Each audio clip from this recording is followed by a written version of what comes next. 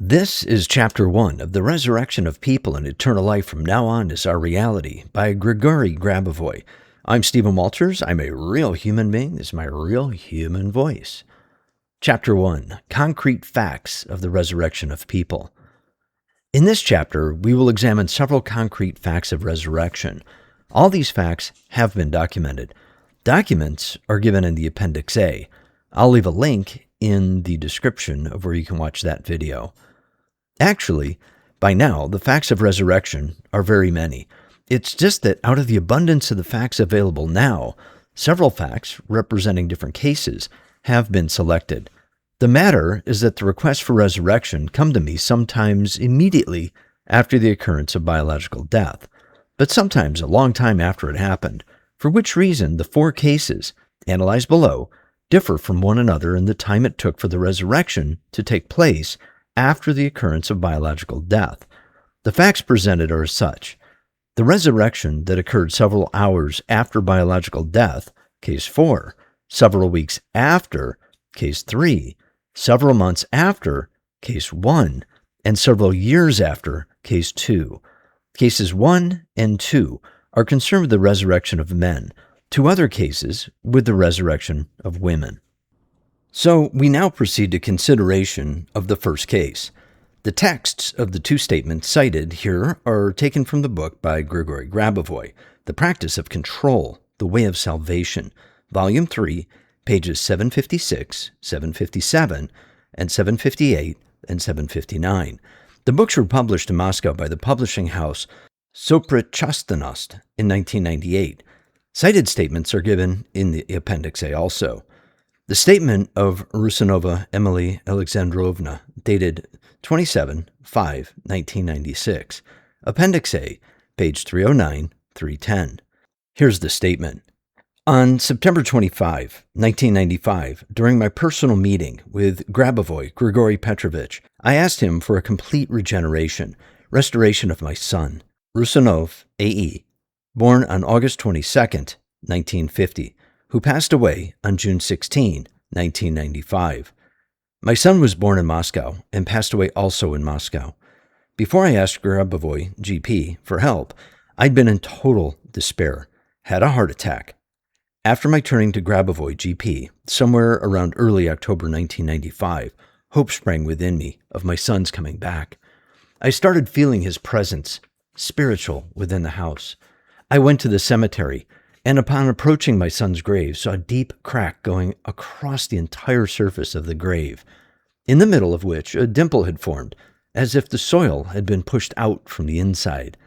Somewhere around midnight, I vividly saw, with my eyes shut, two white cords stretching out from my chest over to my son's grave, to the dimple in the middle, and then I sort of pulled these cords, feeling heavy weight as I pulled. It all lasted a few seconds. My son was buried in the Vostryakovskoye cemetery in Moscow, but my vision of his grave was at the level of my apartment window, which is on the 7th floor. When I turned to Grabovoi, GP, asking for my son, Rusanova A.E.'s regeneration, I shared the information with my son's former wife, Kozlova Tatiana Ivanova, with whom after their divorce I kept a warm relationship. She attended his funeral. Kozlova Tatiana Ivanovna. Afterwards, during our conversations within the period from the month of October through February, Kozlova T.I. told me several times that she was often meeting people resembling my son, Rusanov A.E., in the streets of Kaliningrad and Moscow. Early February 1996, she was on the train Yantar, going from Moscow to Kaliningrad Baltic, and she happened to share a compartment with a man who resembled my son, Rusanov A.E., very closely. He was of similar appearance, had similar manners, behavior, gestures, glance, but seemed somewhat detached, lost. He was traveling with a man who was sort of accompanying him, handling him, but also never calling him by name. Kozlova T.I. was surprised when my son Rusanov A.E., at the sight of the money, 1,000 rubles of new tenor, showed apparent lack of recognition of this money. The statement of Kozlova Tatiana Ivanova, dated 27/5/1996. Grigori Grabovoi, The Practice of Control, The Way of Salvation, page 758. In this work, Appendix A, page 313, 314. Her statement: from December 1975 till October 1982, I was married to Rusinov A.E.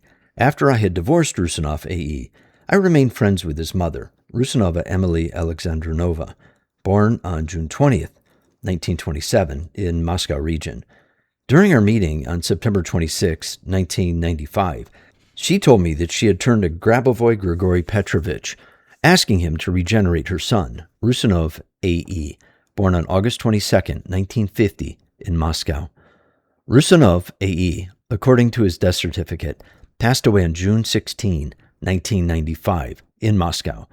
Afterwards, knowing that Grabovoi Grigori Petrovich had been working on Rusinov A.E.'s regeneration, I, within the period from October 1995 till February 1996, went outside, started seeing people resembling Rusinov A.E., and during my travel to Kaliningrad region, I happened to share a compartment with a man, on looking at whom one would think he had been pulled out from the other side.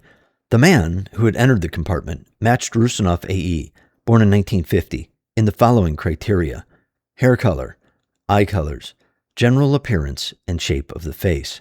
The man's pattern of conduct precisely matched the one of Rusinov A.E., and his personality traits did too.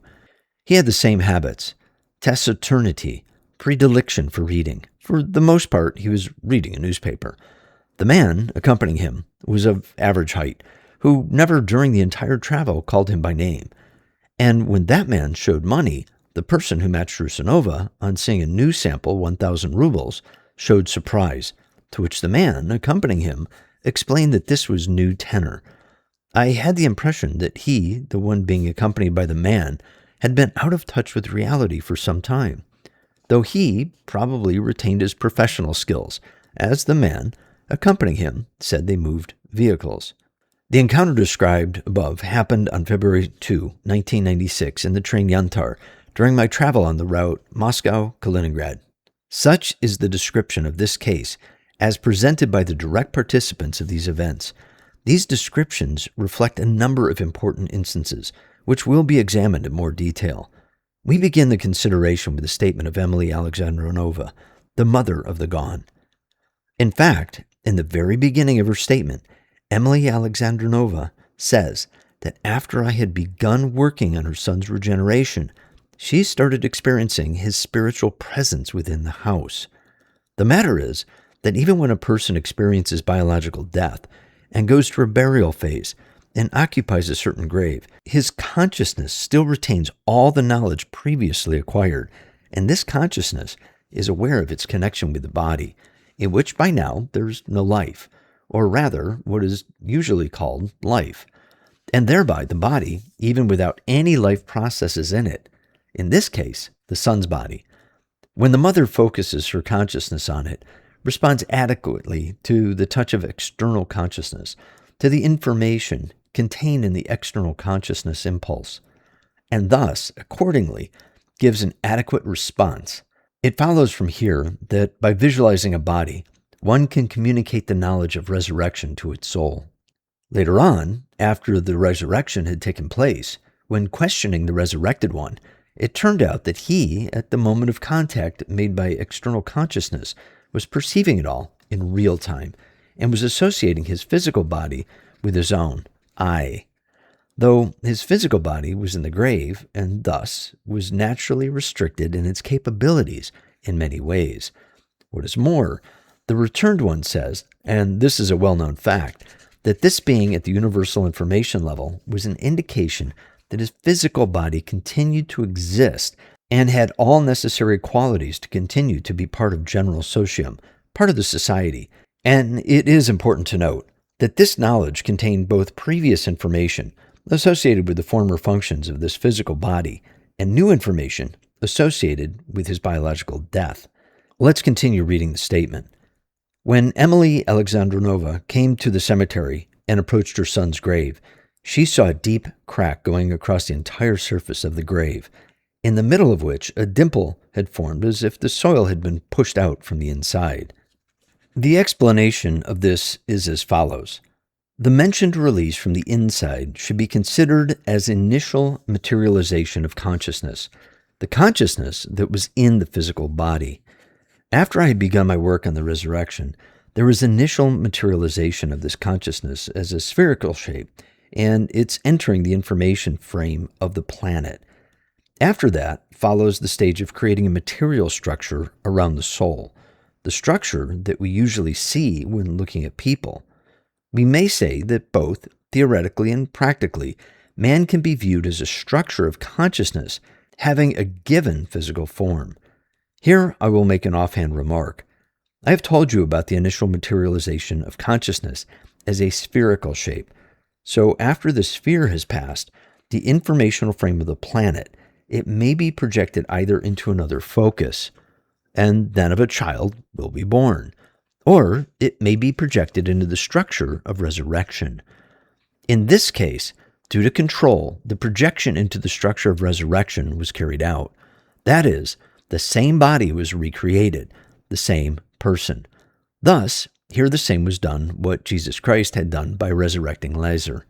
The only difference being that, in this case, not several days, but several months passed after biological death. Further, Emily Alexandrinova writes that one day around midnight, she clearly saw with her eyes shut 2 white cords stretching out from her chest towards her son's grave, towards the dimple that had been formed in it. Then she sort of pulled these cords towards herself, feeling heavy weight as she pulled. It all lasted several seconds.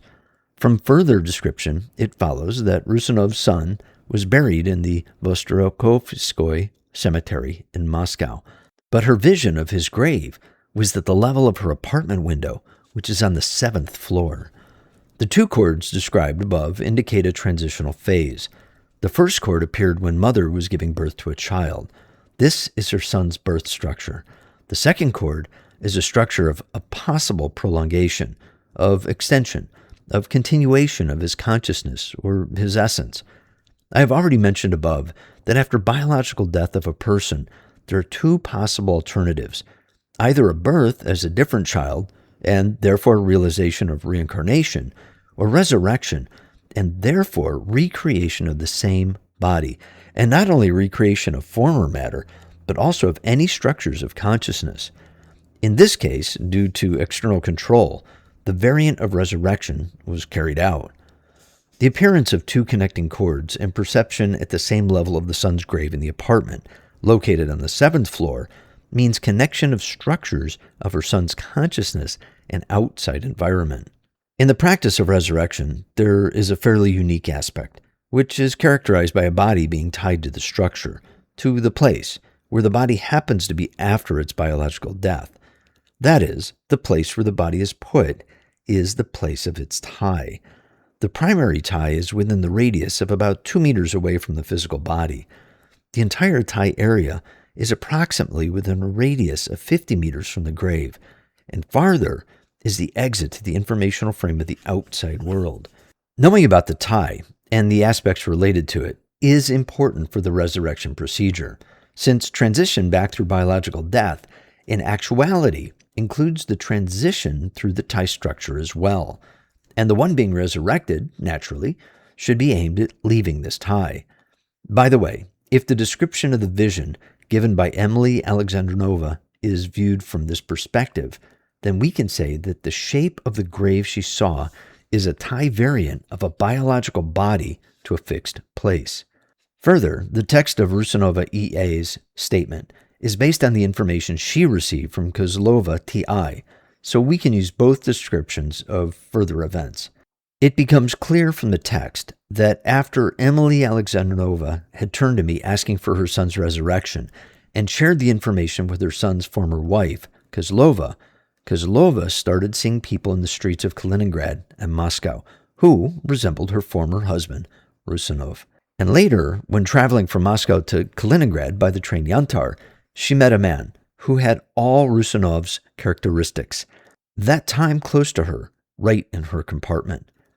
Having read the description of this meeting given by Kozlova, one might think that she was too passive. But just imagine that it's you who are in a train, and in the compartment of the carriage you suddenly see a man who is an express image of your relative, who you buried a few months ago. In addition, this man does not take any notice of you. Do you think you would come up to him saying, "Hi, don't you recognize me?" Or rather, you would freeze at gaze, utterly speechless, unable to stir a foot, because your legs would suddenly become wobbly. And though Tatiana Ivanova does not describe her feelings during the meeting, one can imagine an emotional shoot-to-shoot she was seized with: amazement and embarrassment and perplexity, and a sudden realization of the fact that the resurrection had really took place against all odds. Against all odds, because at present, resurrection is still perceived by many as a miracle, because there are still people who have no genuine understanding of the fact that in actuality, resurrection is a standard procedure, and soon resurrection will be in the nature of things. It will become a norm of life.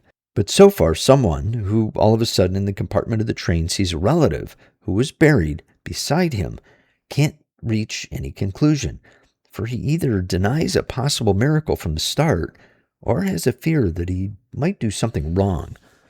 So, when reading the statement of a person's state in a situation like this has to be considered.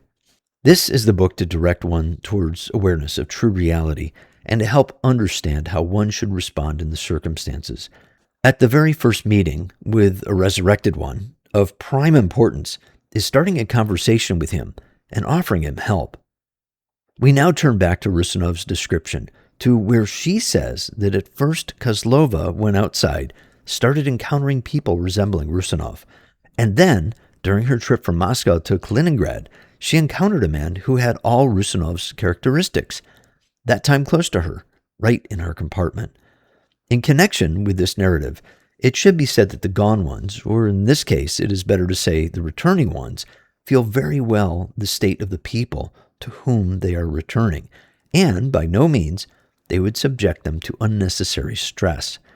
That is why at first Rusinov would appear at a distance from his former wife, gradually leading her up to the acceptance of the possibility of his return, especially as Kozlova had already known that the resurrection process was underway. So, when she writes that she was observing people who looked like her former husband, in reality, she saw Rusinov, who by that time had been resurrected in actual fact. It may be clarified that the resurrected ones are so considerate and understanding because the elements of resurrection have been communicated to their consciousness. And due to the fact that they have been communicated these elements, they now have a different psychic structure of perception of reality. They, for example, consider life to be eternal, which has been proved by their personal experience. They now have a particular understanding of the laws of macrocosm. Many of the laws are absolute for them, and they never overstep them. They also know about the existence of a 50-meter tie, and on their return to the physical level, they, for some time, stay outside those 50 meters, away from the people to whom they are returning. After the first stage of the contact, at which the returning one is perceived at sensation level, the transition to the second stage, the stage of visualization, takes place when the resurrected begins making closer contacts with the living. We can see that Rusinov appears now in close proximity from his former wife in the compartment of the train. Notice that here the resurrected one exhibits his mastery of control technique. In this case, control of the situation. This technique is given to the one being resurrected during his resurrection. As a result, he now can find as well as create on his own the situations needed for establishing a contact with those who knew him and to whom he is returning. That's what Emily Alexandrova writes about the impression made by her son on his former wife in the compartment of the carriage. He was of similar appearance, had similar manners, behavior, gestures, look, but seemed somewhat detached, lost. He was traveling with a man who was sort of accompanying him, handling him, but who never called him by name. Here in the actions of the resurrected one, we see another element of knowledge, namely, his empathy towards the person who knows him. If he had appeared alone, on his own, the attention concentration on him by his former wife could have been so high that it would have complicated his smooth adaptation and could have changed the expected course of events. That is why an element, Partially distracting Kozlova's attention is introduced into the situation, a man accompanying the resurrected one. And the second person does not necessarily have to be a real human being in the ordinary sense. In actual fact, he may only look like human. That is, only look human. But in this book, for now, I will put these technical details aside. Earlier, I have spoken about the existence of a primary tie within the radius of about 2 meters from the physical body. So a partial or significant focus on the second person, if we view these events in terms of the subtle plane, means untie from the primary zone. That is, from the zone of the grave itself, and transfer this zone to the accompanying person. I will note that it may not necessarily be a human being. It may be just a thing, for example, a car, which a resurrected one is riding, or something else. It is the principle itself which is important, which is the principle of untie of the resurrected one from the primary zone. Now, the fact that the man accompanying Rusanov never called him by name in Kozlova's presence tells us that in that situation, it could have brought Kozlova to a state of shock, and thus to some cell breakdown as a consequence. But I have already said that a resurrected one is well attuned to a situation and the state of the person he is dealing with. He has gone through deeper stages of resurrecting and then structuring of his consciousness. That is why when moving forward, he acts with great discretion. We may mention the following fundamental point in Emily Alexandrinova's statement. After the aforementioned sentence, she writes, Kozlova, T.I., was surprised. When my son, Rusanova, A.E., Rusanova doesn't talk about someone resembling her son. No, she says, when my son. Here we can see that after Kozlova's accounts of her encounter with her son in the compartment of the train, Rusanova had a just identification of the resurrected one precisely with her son, who had been dead before and then appeared alive. I will note that later on this was fully confirmed, and the story described ended happily. It must be emphasized that spiritual identification is the key factor that the resurrection of that particular person has taken place. The next sentence in the statement, at the sight of the money, 1,000 rubles of new tenor, he showed apparent lack of recognition of this money. In which case, may an ordinary living person have such kind of response? In a situation then, he at the time when the new money was introduced was, for example, abroad. Then he would show similar surprise, having encountered a new reality. As for Rusanova, he, during the period when the new money was being introduced, was in the closed space of his grave. His consciousness, which was by his physical body, was also limited to the confines of this space. Hence, the consciousness of the gone ones, that is, of those who went through biological death, this consciousness is practically the same as the consciousness of those who are in the state that is usually called life. That is why the reaction to one and the same situation is the same too. From the given exposition, one should not conclude that the described scheme of resurrection is a standard one. For the time being, it is indeed rather typical, due to the current perception of the resurrection phenomena by society. In essence, it reflects real laws of resurrection. In actuality, it all to a great extent depends on the degree of readiness of the living to return to their relatives and friends. The entire process of resurrection does not necessarily have to take a long time. And in the not distant future, when at least a part of society will realize that the process of resurrection is a normal, standard procedure, resurrection will be occurring faster due to society's readiness to accept this phenomena. I have selected the testimonials of the resurrections in such a way that the scheme of the resurrections should allow one to learn how to resurrect through a generalized analysis of the facts. Chapter 2 tells also about the possibility of virtually instantaneous resurrection, but in order for that to happen, the person performing resurrection must possess a very high level of spiritual development.